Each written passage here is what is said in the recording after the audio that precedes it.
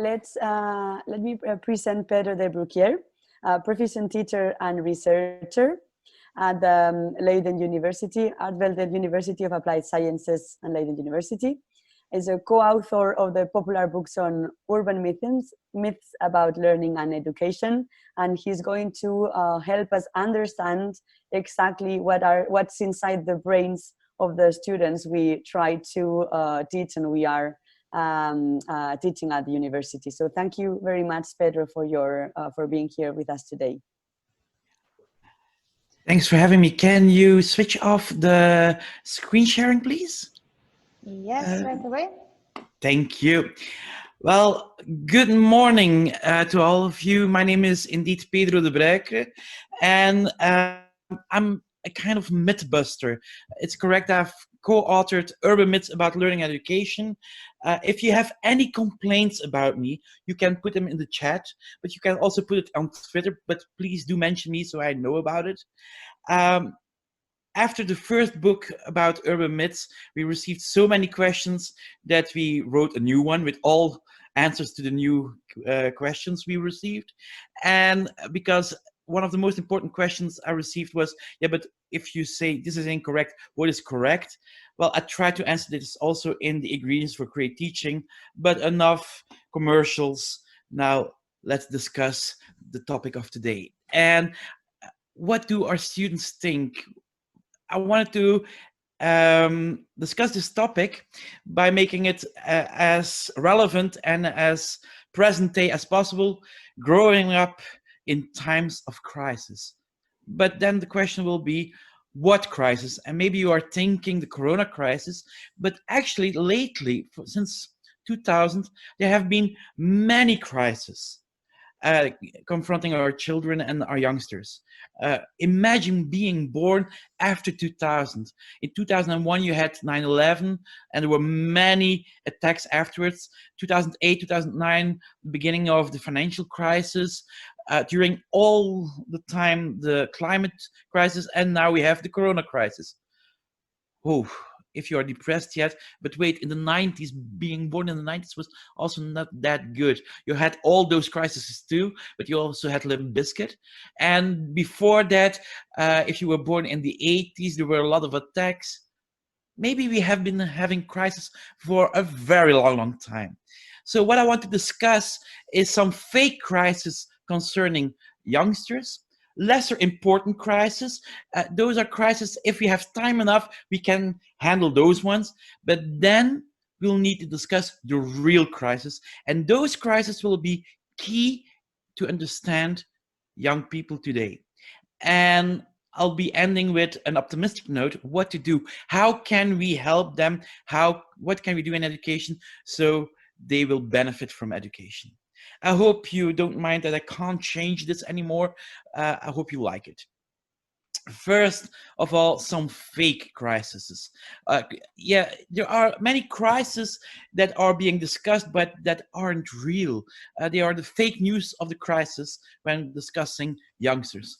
One is the generation conflict. It's a very popular theme. Books are filled and articles are written with the youngsters. They have a different approach to work. There are conflicts in the families. There are conflicts at school. They use technology in a different way. But for instance, if we are discussing work, that's not true at all. A study of 600,000 people shows that if you want to address millennials, for instance, try to forget that they are millennials. They are humans. And quite often there are more differences between people in the same generation than between generations.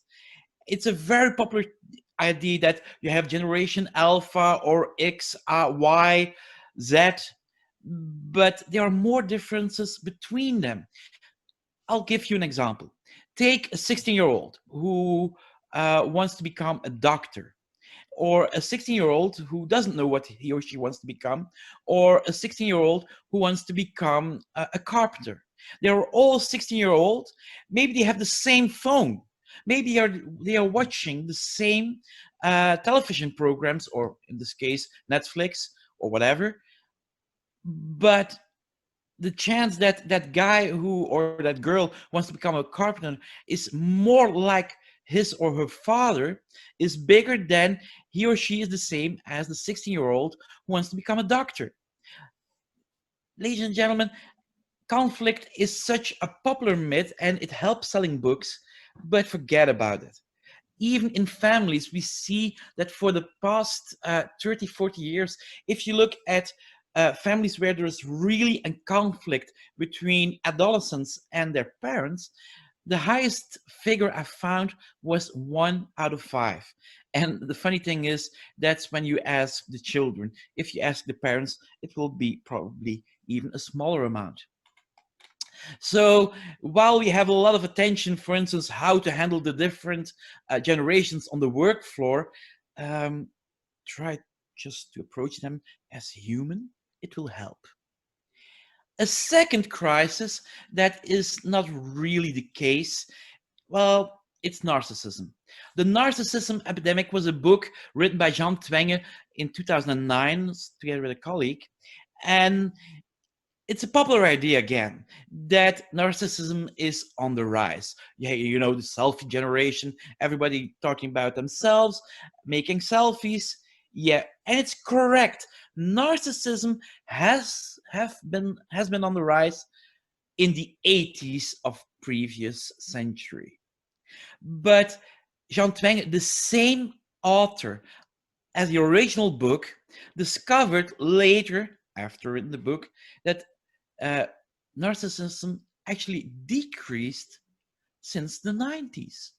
So the present generation is much less narcissistic than us.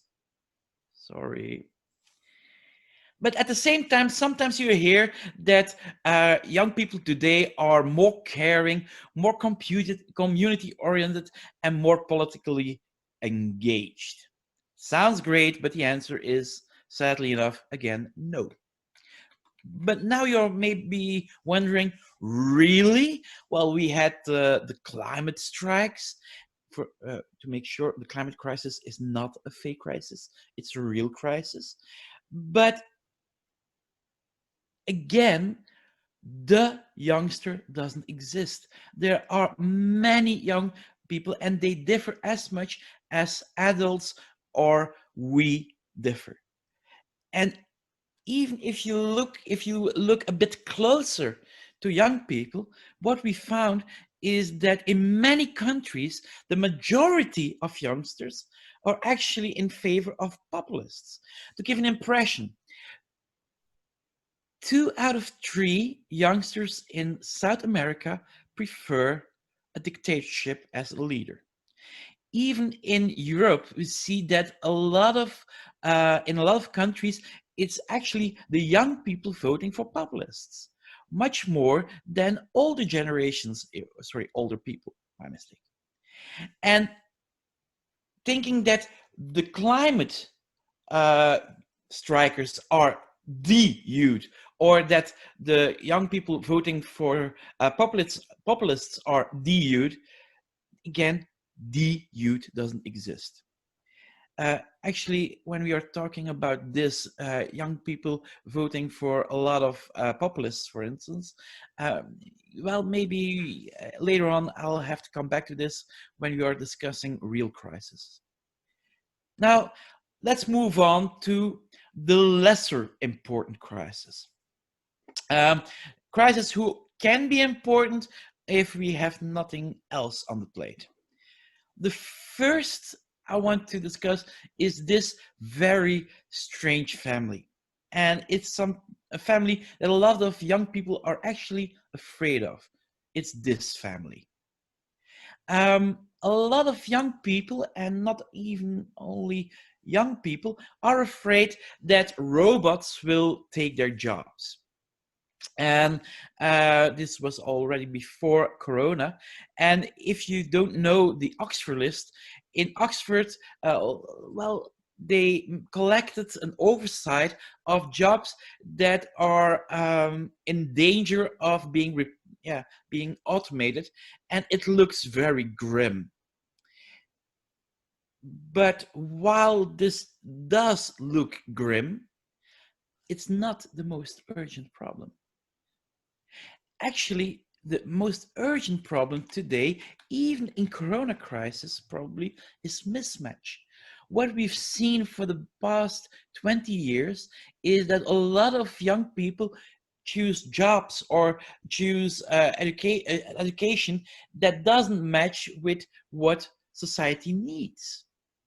And this is a big challenge because even during the economic crisis, 27% of the employers couldn't get their jobs, their start jobs filled because there were not enough students to pick that education. And so orientation is a very important call in present society and education, helping young people to find this kind of education that society needs. But it's always a very difficult equilibrium, because on the one side you want young people to follow their passion, but sometimes we don't need those passions. So it's a very interesting challenge, and this mismatch is something that is becoming even more important for another reason. A second problem: we are running out of youth. Okay, this is maybe a bit exaggerated, but trust me, it's gonna be huge. Yeah, you can't have a presentation without this person taking part of it, I've heard. No, really, if you are looking to the amount of young people in society, here you see an overview how it changed from the 50s until now and in the near future. And then we see it's true that in the beginning, most of society was very young. In 2015, you get a sort of north versus south situation. But if we are looking at the future, and actually things have changed since this graph was made, even now the amount of young people in Africa will, in many countries, will be even less. What we've seen when a country is developing, people start having lesser children, and while it's true we are still on the rise with the global population, it's not because of youngsters. It's because we are living longer. And a couple of years ago, German economists already described how one of the most important economic motors of the world has stalled, and that is the amount of 18-year-olds. And so while we are thinking, will there be jobs for our children, maybe another question will be more important. Will we have enough robots to compensate the smaller amount of young people? Because there will be a lot of older people who need care. We still have a lot of people running around who need food, but we will have not enough young people to do all jobs. And if those young people don't pick the correct jobs, well, we'll be in big trouble. Now, there is a third kind of crisis who is less important, but maybe worth mentioning, and it's a strange one. It's the moral panic. Maybe you've heard about the Blue Whale Challenge of a couple of years ago. It was supposed to be a game that young people play on their phones, and where they are challenged to do stuff, and some of those games end in suicide. Now, to be clear, the Blue Whale Challenge is a hoax. Allegedly, it was started in Russia, but even in Russia, there were no more suicides during the supposedly happening Blue Whale Challenge than before or after. What is a moral panic? It's something that was described by Stanley Cohen with the Brighton wars, where young people were started fighting on the coast. And a typical thing for a moral panic is something happens or is supposed to happen among young people, and the media writes about it. And because the media writes about it, other people get interested. For instance, one journalist hears about the Blue Whale Challenge, and because of that, he writes an article or she writes an article. Then young people and older people read that article, start being curious about the Blue Whale Challenge. Young people start looking it up. Older, their parents become worried. More journalists write about it, and so you get almost a self-fulfilling prophecy. And I want to warn you for a new kind of moral panic doing the rounds. I want to share my screen for just a little second. I want to let you hear a song or a music style that is a new kind of delivering a new kind of moral panic. Maybe you've heard this kind of music.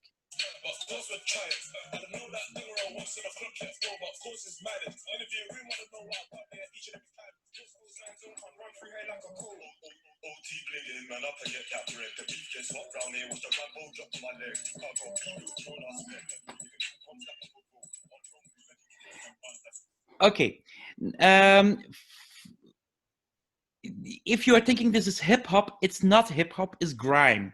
And grime is a music genre that is very popular at this moment in urban areas. It started in the UK with acts like Stormzy and colleagues, but now it's becoming big in many cities in Europe, in the underground. But it's connected to one type of crime. The music genre is grime, but there is also a relation to crime and a certain kind of weapon. And that kind of weapon are knives. And I'm not talking about small knives, I'm talking about almost sword-like knives. And what I've seen in UK, and the next country has been the Netherlands, that this genre becomes very popular, but also a new kind of moral panic starts with knives and knife crimes. And when the media puts a spotlight on it, other children become well, influenced.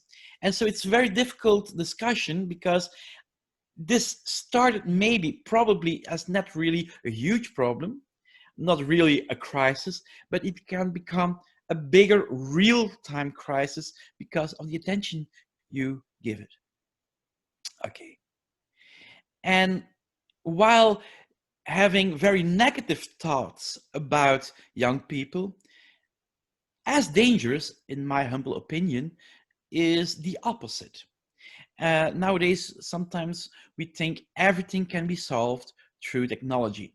And this has a name, it's called solutionism, and it's a new kind of optimism. And it was first described by Evgeny Morozov, and in some people, quite often very rich people like Bill Gates, Mark Zuckerberg, but also popular with some politicians, is a belief that all difficulties have great solutions from often a technocratic nature. But for the past months, and maybe if you're talking about the migrant crisis, past years, we've seen that there are problems where there's not such a thing as an easy app to solve it. But do be warned, quite often people think technology, for instance, will save education. First question, does education need to be saved? Good question. And secondly, like was said in the introduction, quite often the technology is not the most important element in education. It's more often how will we use technology. And one of my favorite researchers in Belgium, 𝗪𝗲𝗶𝗫, once said that education often changes technology more than technology changes education. think about it. It's something that you can chew on for quite a while. And if you want to ask more about it later on, you can put those questions in the Q&A. This was already a huge introduction to get to the real crisis, plural still. The first one I really need to discuss is inequality, or rather I will change inequality with another word in a few seconds or in a few minutes. But if we compare the inequality in the 90s of previous decade and in 2015 from the great Our World in Data website, then see in many countries inequality has risen and has risen in quite a lot. They are using the Gini index, and I know that there are some discussions about the Gini index, but still we see the rise of inequality. And quite often, one crisis has a negative influence on another crisis. And then I want to make it very concrete to discuss the effects of, example given, the Corona crisis on the inequality crisis. To discuss this, let's have a closer look. What are the effects of the Corona crisis in education? It's very hard to predict, and for the past 3-4 months, about 3 months, a lot of researchers have compared it with the effects of research on summer loss, on strikes in education, or what were the effects of earthquakes and floods. If you look at research based on the summer loss, then what we see is that, for instance, mathematics, more scientific knowledge will lose up to 50%, while there is the 30% loss for reading. Quite depressing, but maybe it's not really the case, because we have online classes, and most of the time in summer we don't have those online classes. The strikes, there have been for the past decades some big school strikes. For instance, in the French-speaking part of Belgium in the 90s of previous century, there were strikes in Argentina, there were strikes in Canada, and they checked what the effects were of those strikes, and the consequences on learning could be felt even years later. This means that, for instance, there is a chance that the students who will come to universities in 2 or 3 years, that they still will have lesser knowledge of certain topics because of the present situation, if this present situation is much like those strikes. But still, there's a huge difference, because during those strikes and during summer, there are no classes. If you look at earthquakes and floods, John Hattie, who is one of the most influential scientists on evidence-based education, wrote an article where he looked at the consequences of the Christchurch earthquake and on the effects of, for instance, Katrina in New Orleans. And he said his data shows there were no bad consequences at all. But there is one very important element that a lot of people, when they read his article, overlooked. On average. And that average, that little concept, is key in this discussion, because we often make a mistake. We often think that there is a gap between poor students and rich students, inequality. But that's a huge mistake, because the gap, we often, when we are thinking about a gap, we think there is one group over here and another group over here. But there is something worse. Quite often, it's not a gap, but it's a curve. I'm quoting here Hans Rösling. And the majority of the young people are between those two extreme points. And what we have seen for the past few months is a kind of flattening the curve. I know flattening the curve is very familiar to all. It was what we wanted to do by using lockdowns so that our hospitals, our healthcare system capacity was not in huge trouble. But what we also have seen, and the few data points we have shows this already, is that if all our students are a curve like this, that curve has become flatter too. And the average can be the same, but the differences between the young people become bigger, more diverse, more complicated. So my educated guess is that Corona has been flattening the education curve too. And because of that, our educational system has become even more unequal, or I think for me more important, more unfair, because even in the best situation that everybody's equal, we still would have a curve because people are different. But if that curve is influenced by elements that you can't help as a person, then it's unfair. James Heckman once said, Nobel Prize winner, said that the biggest source of inequality is being born. And it's true. And if society can compensate for your social background, it becomes more fair. But it doesn't mean that we become more alike.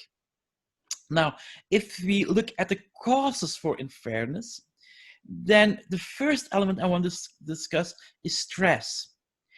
For the past few months, we have seen a very important rise of stress, in particular with students at universities. The amount of complaints doctors at university received from students who feel depressed, who feel anxious, it's quite depressing. No pun intended in this case. And this is something we've seen with a lot of young people for the past few months. But even before Corona, there was a lot of stress. And a special form of stress I want to discuss is toxic stress. Toxic stress is because stress can be very, well, contagious.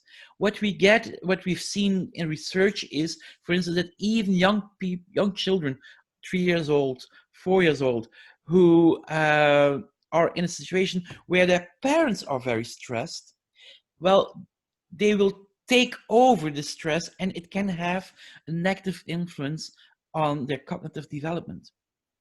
And for me, very important is that this kind of toxic stress can be become less huge, less problematic when the parents have less stress. For instance, there was a study in the UK where the government lowered the prices of social renting. And you know what the result was? Well, the academic results of the children living in social housing went up. So toxic stress is one of the first elements. And I do think that for the coming 2 years, that toxic stress can be a very relevant topic when looking at the consequences of the corona crisis, when we are discussing the economical consequences, because a lot of people fear for a great recession, making it more difficult for families to have students to study, making for those who are able to study it more stressful because there is less money. So this toxic stress and distress can have a very negative effect, because some people will have a lot of stress, making it much worse for them to study, while for a lot of other people, there's no issue at all, there's no problem. So the curve becomes more flattened. I want to add something, because while this seems so far away from education or higher education, do be warned, it's not the case. For instance, UK-based research has looked at the influence of using videos, taped video classes online. And again, it flattened the educational curve, because students from a more poor background, well, they were more inclined to watch the videos online. They went less to the actual classes because, well, they needed the time to work to earn money. And the students who only watched the videos performed way less than the students who were in class. And the students who were in class and used the videos afterwards to check if they understood everything correctly from class, they did better. So you see, again, flattening the curve. And while were using technology and new approaches, it had a big effect, a negative effect for some, while having a good effect on others. So do be warned, if you try something new, look at all the possible effects. Another example, gentrification, where young families are pushed out of the cities because the housing prices become much more bigger, more expensive. Again, an example of a kind of, well, making differences between young families and youngsters even bigger and bigger. But even gentrification, what we've seen in research, may lead to anxiety and depression, again, amongst young people, students. A second, for me, very important crisis and crucial for what we are doing in education is literacy. And now you might wonder, are you talking about digital literacy? Well, you need old-fashioned literacy for digital literacy. And if we want to discuss first digital literacy, then there is a very important myth that I have to debunk. It's the myth of the digital native. The digital native was coined by Mark Prensky almost 20 years ago, not based on any kind of research, but Paul Kirchner and myself, we've done a big review in 2017, examining the research after Prensky coined this concept of digital native, young people being born in digital times and being very able to use technology, while you have digital immigrants, 30, 40-year-olds, who have to adapt, and it's very difficult to adapt, was the idea by Mark Prensky. Our review has shown that this is total nonsense. Actually, if you really want to see people mimicking what Prensky described as digital natives, you'll be better off looking at 30 or 40-year-olds, some of the 30 or 40-year-olds, than the teens or 20-year-olds of today. But still, if I would ask you who has needed help from a person younger than him or herself with technology, a lot of you, if we would be in real life together, would raise their hands and say, yeah, I've needed help. But you have to make a distinction between, on the one side, the technology, I call it the button knowledge, how to use the buttons, versus the content side. And while we've seen that young people are actually much faster in grasping the working of the buttons, that's why they could help you, they are really bad at the strategic and the content side of technology. And if there are young people watching this video and thinking, I don't agree, you're correct. Research has also shown that you overestimate yourself. Now, sorry for that. But if you're looking to literacy, then what we've seen is that even honor students, this is a 2017 study, American study, where they looked at honor students to check how well they were in grasping the essence and the quality of what they read online. But even honor students actually forget to check their sources. Even worse, even the best students of the best universities in the United States, well, they are not able to distinguish fact from opinion. And while this is already depressing, because if the best of the best students are not that good at this, what can this tell us about younger students? Well, last year in December, PISA from the OECD came out and they checked, and the news is not that good. 9 out of 10 50-year-olds in all participating countries of PISA are not able to distinguish fact from opinion when they are reading a text. This is a fact. That this is something horrendous, that's an opinion, just to add, to make sure you understand. And why is this so important? Well, one of the things that trend watchers are predicting is that looking for something on the internet will change dramatically in the near future. Because nowadays, we all have Siri and Cortana or Google Now, and some of us already have Alexas at home or other applications. And there we ask a question and receive an answer. We're not checking the internet in the same way anymore. We are not typing in and looking through the first 7 or 8, well, in most cases, the first 2 links, and we are just getting an answer. But a lot of our students don't know if that answer will be correct. If they trust it, we're in big trouble. Now, with every wish comes a curse, and one of those curses can be the filter bubbles. While it's very handy to have just an application answering your questions, you still need to be able to look further. And one of the best ways of tackling the filter bubble is called education. Now, as said, it's not only about digital literacy, it's also about literacy itself. For instance, what we've learned from PISA in the Netherlands, a highly educated country, if you look at the literacy level of the 15-year-olds in the Netherlands, 1 out of 4 is illiterate. I repeat, 1 out of 4. This means they are able to read a text, but they don't comprehend what they have read. To illustrate this, in the Netherlands, 1 out of 4. In Belgium, 1 out of 5.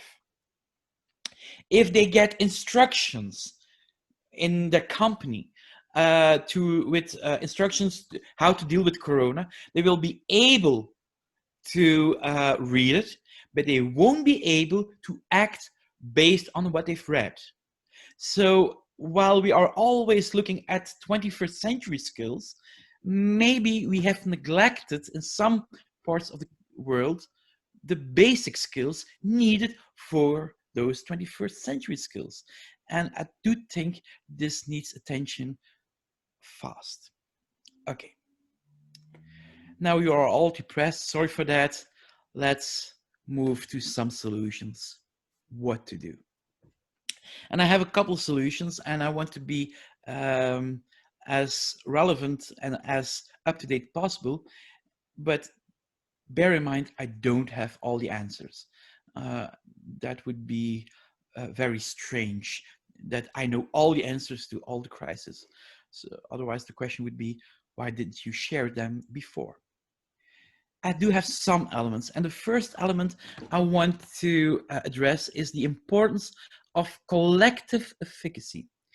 A lot of people have heard about Bandura's self-efficacy, and this is the trust you have in yourself that you're able to change things, and self-efficacy is indeed crucial.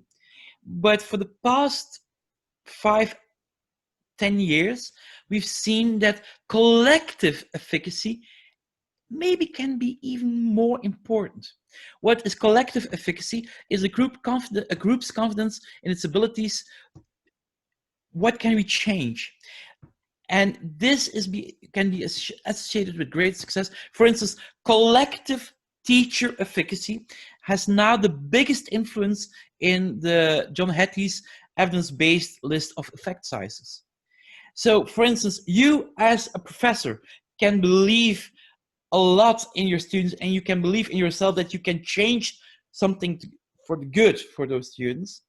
This will have a much smaller effect than if you as a team, as a collective, believe in your own abilities to change the lives of your students.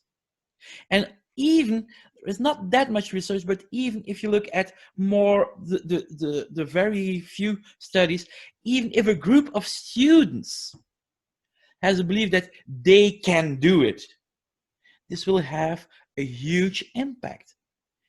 And this is the opposite of what we have been seeing for the past decades, with more emphasis on personalization, differentiation, often neglecting the social element of studying or studying together. So collective efficacy can be a very important element, and also relevant. You really need a village to raise a child. I have to explain this. I'm referring to the African phrase, but also to the work by Uri Bronfenbrenner. Uri Bronfenbrenner, with his ecological systems theory, described a concept that we have seen more and more research backing lately, and it can explain how students can thrive or how students can become isolated. What does this theory says? It says that surrounding the student, you will have many different microsystems. The microsystem of the family, the microsystem of the school, the microsystem of the community, even the microsystem of religion, for instance. And all those microsystems together form a mesosystem. And one thing is very important. If the different microsystems are pointing in the same direction, if they all agree as a collective what is good for the child and the student, then you'll get a very positive learning environment for that student. But if those different microsystems don't agree, if they have different opinions, what you'll get is that the child becomes in a kind of loyalty crisis. For instance, to make it more concrete, if school says school is important, and family says school is important, but the friends say, well, school sucks, then the child, the student, will have to choose, do I follow my family or do I follow my friends? And he or she becomes more isolated. So it's very key that all those different microsystems agree upon what they think is best for the student, for the child. But they can only do that by having interaction, making sure that everybody knows from each other. And we've seen this, for instance, in some of the urban schools across the globe, where they invest a lot of time. I'm now talking about primary schools and secondary schools, but they invest time to discuss everything with parents, not to impose the vision of the school on the parents, or the parents imposing the vision on the school, but to know from each other what they want, but also making sure that that they know from each other that they have the best intentions for the child or the student, making it a more positive learning environment, connecting the different microsystems. A second element is the importance of rituals. We are in a very strange situation, and some universities, even in our country here in Belgium, had the idea we will skip the proclamation or the official moment where students get their degree. And a lot of students became really upset because they need this kind of ritual. We have seen that our societies have become, in most countries, much less religious. But it doesn't mean we don't need rituals. Rituals is not the same as routines. Routine is something you do but without a deeper meaning. Rituals often have a deeper meaning, and why they are so important is research have shown that rituals can have a positive effect on our executive functioning or executive functions. If you don't know what executive functions are tools to help our concentrate, to focus, to make a planning. And some researchers even think that our executive functions are more important as predictor of academic success than intelligence. There's some debate about this, but everybody agrees that executive functions are very relevant for studying.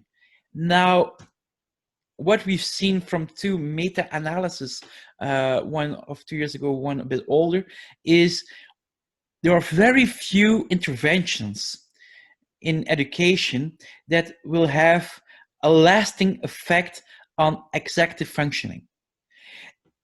Except that there is some research, some recent research, that has shown that rituals can have a lasting effect on executive functioning. But again, you see here the element of collective, because important to rituals is the shared element. So I do think that even when we are rethinking education, there needs to be room for elements of collectiveness and rituals, because young people want to be together. Look at a trend from the past 7 years. In a lot of countries, when you have tests periods, exam periods, students flock together in libraries to study together because students want to be social. And social is key also when studying in education. So think about collective, think about rituals, they are important. Number 3, the importance of knowledge. I had doubts writing this, or should I have written the importance of education, but I will remain with the importance of knowledge. And this is a debate for the past 6-7 years, with very relevant books being written with pleas for more knowledge-based education. We've seen a whole trend of more skills-based education, and we often have a debate between skills versus knowledge. But actually, that's a pointless debate, because I don't know if you know the etymological source for skill. Skill is Old Norse, and it means knowledge. So the discussion, skills versus knowledge, is actually knowledge versus knowledge. Strange. I do think we need practical and theoretical knowledge, because we need it to confront what technology offers us. If we don't have enough knowledge, we don't know if the answer that Alexa or Siri is giving us, if it's correct. If we are using search engines and we don't know anything about the Holocaust, then you'll end up in big trouble. Until 2 years ago, when you looked up, did the Holocaust really happen on Google in the United States, most links on the first page said never happened. Algorithms often don't want to give you the correct answer, but they want to give you the answer they think you need. So we still need, we really need knowledge. But then a very important question remain, which knowledge? And while often we have big discussions about the didactics, about how we will teach topics, sometimes we put less emphasis on discussions of which knowledge do we need to teach? Both practical or theoretical knowledge, skills, if you want.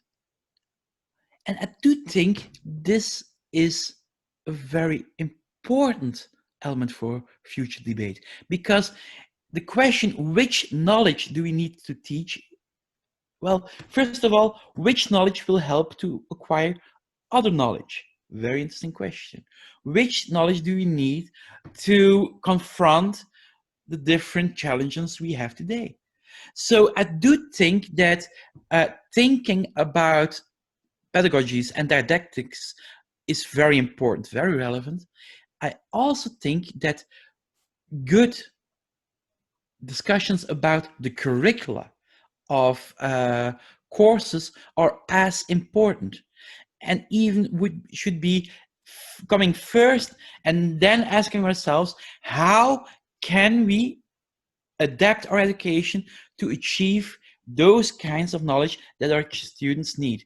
And this will never be finished, because knowledge change, our knowledge base change, societies change, so we have to keep having those kind of discussions. But we need them in times where 9 out of 10 of our students don't see the difference between facts and opinions. We need this when a lot of our students are today, or not students, but a lot of our young people in Europe are becoming illiterate. This is what I wanted to share with you. Now the floor will be open for a lot of questions, because I can think that I raised some issues that need more discussion, but I want to thank you for your attention for this first hour and 10 minutes. Thank you. I'll put on my headphones now. So thank you very much, Pedro, for your talk. It was very